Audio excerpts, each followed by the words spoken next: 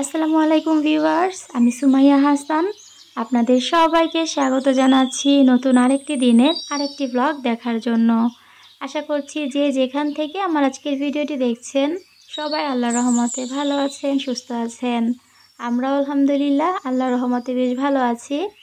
আজকের ভিডিওতে মোটামুটি ভয়েস ওভার করতে পারছি, কারণ ভয়েসটা অনেকটাই ভালোর দিকে আলহামদুলিল্লাহ। তো এখানে ভিডিও শুরুতেই দেখতে পাচ্ছেন আমি বড় সড়ো একটা পাতিল নিয়েছি, আর এটার ভেতরে অনেকটা গরম পানি ভিম লিকুইড দিয়ে এখানে কাচের জারগুলো ভিজিয়ে দিচ্ছি। এখানে অনেকগুলো কাচের জার আছে যেগুলো ইউজ করা হয়েছে, আর কিছু আছে একদমই নতুন, মানে লেবেল লাগানো। তো যেগুলোতে লেবেল আছে ওগুলো আজকে ক্লিন করব, সেই সাথে যেগুলো আমাদের ব্যবহারের কাচের জার সেগুলো এখানে ভিজিয়েছি। মোটামুটি যতগুলো কাচের জার ছিল ছোট সাইজের সেগুলো সবটাই এখানে ভিজিয়ে দিয়েছি, কারণ সবগুলো কাচের জার আমি ভালো করে ক্লিন করে নিব।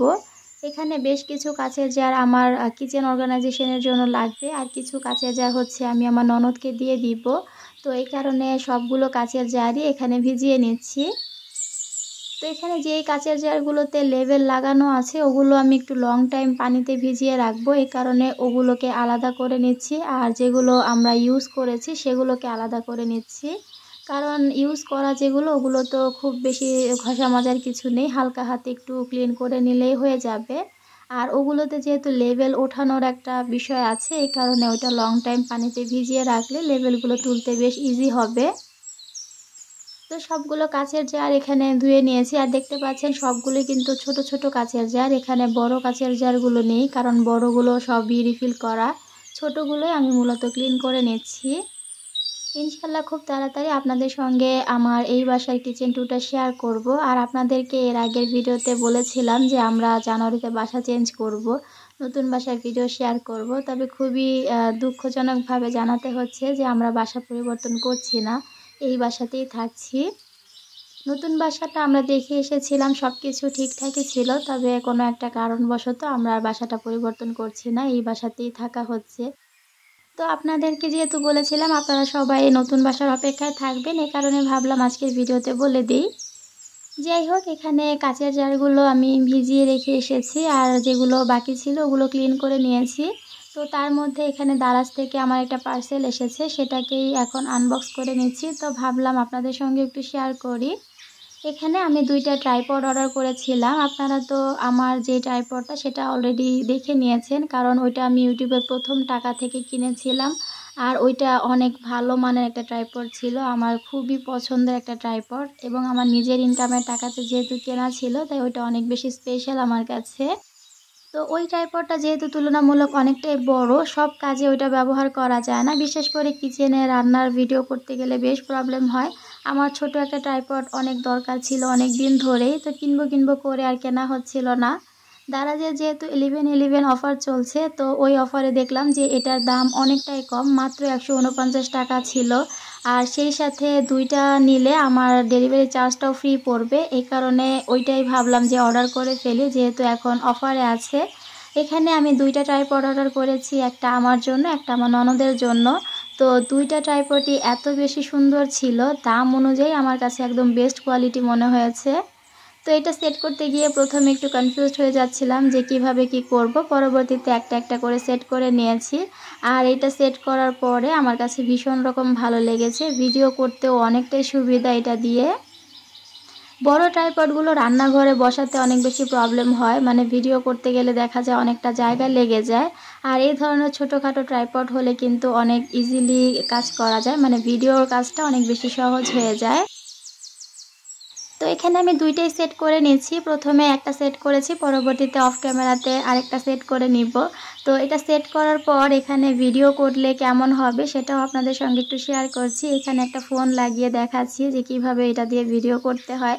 এটা অনেকের কাছে হয়তো বা আছে, আমি আসলে এটা অনেক দিন ধরেই কেনার প্ল্যান করছিলাম, তো ফাইনালি কিনেই ফেললাম।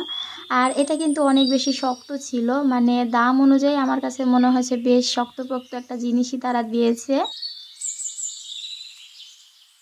তো যাই হোক, আপনাদের কাছে ট্রাইপডটা কেমন লেগেছে ছোট্ট একটা কমেন্ট করে জানাতে ভুলবেন না। আমার তো ভীষণ রকম ভালো লেগেছে, মানে যতটুকু টাকা দিয়ে কিনেছি মনে হয়েছে দামটা একদমই উসুল হয়ে গেছে। তো তো এখানে ভিডিও আকারেও আমি একটু আপনাদেরকে দেখাচ্ছি যে এটাতে ভিডিও করতে কতটা ইজি, মানে কাছের ভিডিওগুলো খুব সুন্দর করে করা যাবে। আমি যেহেতু সেকেন্ড চ্যানেলে ডিআইওয়াই ভিডিও শেয়ার করি, তো ডিআইওয়াই কাজ করার জন্য এই ট্রাইপডটা আমার বেশ কাজে আসবে। যারা ভিডিও দেখতে দেখতে এই পর্যন্ত আমার সঙ্গে আছেন কিন্তু একটা লাইক দিতে ভুলে গেছেন, তাদেরকে রিকোয়েস্ট করব প্লিজ ভিডিওতে একটা লাইক দিয়ে দিবেন। আপনি যদি আজই প্রথম আমার ভিডিওটি দেখে থাকেন তাহলে রিকোয়েস্ট করব আমার চ্যানেলটিকে সাবস্ক্রাইব করে আমার সঙ্গেই থেকে যাবেন। যারা অলরেডি আমার চ্যানেলটি সাবস্ক্রাইব করে প্রতিনিয়ত আমাকে সাপোর্ট করে যাচ্ছেন তাদের সবাইকে জানাচ্ছি অসংখ্য ধন্যবাদ। তো এই যে দুইটা ট্রাইপড একসাথে আমি রেখে আপনাদেরকে দেখাচ্ছি, আমার তো ভীষণ রকম ভালো লেগেছে, মানে অনেক বেশি খুশি হয়ে গেছি ট্রাইপডগুলো দেখে।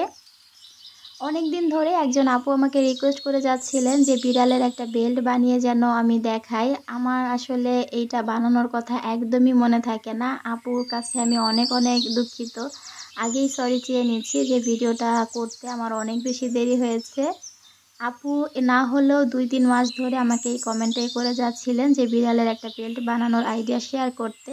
তো ফাইনালি আজকে একটা বেল্ট বানানোর আইডিয়া শেয়ার করছি, খুবই সিম্পলভাবে এবং খুব সহজেই যেন করতে পারেন আমি সেভাবেই দেখানোর চেষ্টা করছি। তো এখানে দেখতে পেয়েছেন ব্ল্যাক কালারের একটা শপিং ব্যাগ আমি নিয়েছি, আর এই শপিং ব্যাগের হ্যান্ডেলের যে অংশটা ওইটা আমি কেটে নিয়েছি। তো পিকুর গলার মাপ দিয়ে আমি এটাকে কেটে নিচ্ছি। এই বেল্ট বানানোটা আমি একদমই সহজভাবে দেখানোর চেষ্টা করেছি, কোনো রকম ঝামেলা ছাড়া, কোনো টাকা খরচ ছাড়া শপিং ব্যাগ দিয়ে কিভাবে আপনারা তৈরি করতে পারবেন সেটা ভিডিওটা দেখলেই বুঝতে পারবেন। এই চ্যানেলে আমি আসলে এখন আর সেরকম ডিআইওয়াই শেয়ার করি না, যেহেতু সেকেন্ড চ্যানেলে সব ডিআইওয়াই শেয়ার করা হয়। তবে এই কাজটা আমি এই চ্যানেলে শেয়ার করলাম এই কারণে যে আপু যেহেতু এই চ্যানেলেই আমাকে বারবার কমেন্ট করছিলেন, এই কারণে মনে হলো এই চ্যানেলে শেয়ার করি, এতে করে আপুর দেখতে বেশ সুবিধা হবে। তো যাই হোক, এখানে দেখতে পাচ্ছেন হলুদ কালারের আরেকটা শপিং ব্যাগ আমি নিয়েছি, আর ওখান থেকে 4টা পাপড়ির মতো কেটে নিয়েছি। এখন হচ্ছে সুই সুতার সাহায্যে এই পাপড়িগুলোকে আমি সেট করে একটা ফুলের মতো করে নিচ্ছি। এখানে 5টা-6টা পাপড়িও কিন্তু দেয়া যায়, আমি 4টা দিয়েই করছি, আপনারা চাইলে আরও বেশি নিতে পারেন, সেটা দেখতেও আরও ভালো লাগবে। তো সুই সুতার সাহায্যে এরকম সেলাই করলেই কিন্তু সুন্দর একটা ফুলের মতো শেপ চলে আসে, এটা দেখতে খুবই ভালো লাগে। আর এখানে আমি শপিং ব্যাগ দিয়েই করছি, কারণ যেহেতু বলেছি যে একদমই টাকা পয়সা খরচ না করে আমি বেলটা তৈরি করব, তাই পুরো কাজটা আমি শপিং ব্যাগ দিয়েই আজকে করব। এখানে আমার কাছে ইয়েলো কালারের শপিং ব্যাগ ছিল, তাই আমি ফুলটা ইয়েলো কালার দিয়েছি। আপনাদের কাছে যেই কালারের শপিং ব্যাগ থাকুক না কেন আপনারা চাইলে এটা করে নিতে পারবেন। তো বেলটার যে অংশটা ওইটার সঙ্গে ফুলটাকে এখন আমি অ্যাড করব। তো এভাবে দেখলে কিন্তু ফুলটা একটু খালি খালি লাগছিল, এই কারণে আমি মাঝ বরাবর একটা পাল বসিয়ে দিচ্ছি যেন ফুলটা দেখতে আর একটু ভালো লাগে।